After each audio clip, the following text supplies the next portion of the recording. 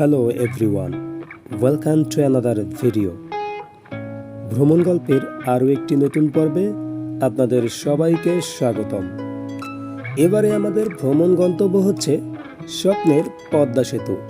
প্রায় 1 বছর আগে এই সেতু চালু হলেও কখনো যাওয়া হয়নি এই সেতু দেখতে।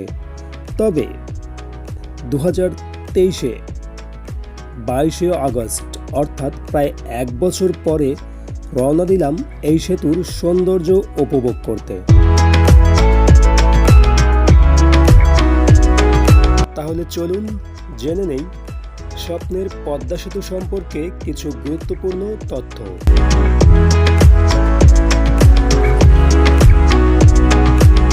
পদ্মা নদীর উপর নির্মিত পদ্মা সেতু একটি বহুমুখী সড়ক ও রেল সেতু।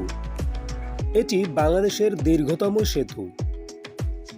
সেতুটি মুন্সিগঞ্জের মাওয়া ও লৌহজংকে শরীয়তপুরের জাজিরা প্রান্তের সঙ্গে সংযুক্ত করেছে।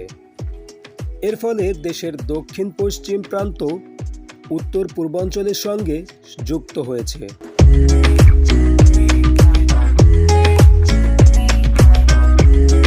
পদ্মা সেতু প্রকল্পটি বাস্তবায়ন করেছে বাংলাদেশ সেতু কর্তৃপক্ষ। তবে মূল সেতুর কাজ করেছে China major bridge engineering company limited. মূল সেতুর দৈর্ঘ্য 6.15 কিলোমিটার। স্বপ্নের এই পদ্মা সেতু চালু হয় 2022 সালের 25শে জুন।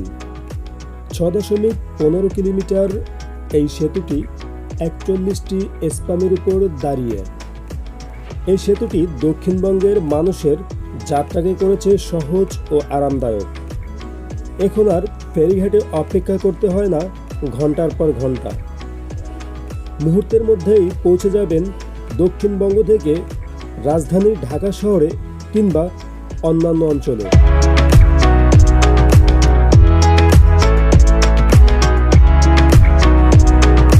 পদ্মা সেতুর দুপাশের প্রাকৃতিক অপূর্ব সৌন্দর্য দেখতে দেখতে কখন যে সেতু পার হয়ে যাবেন বুঝতেই পারবেন না।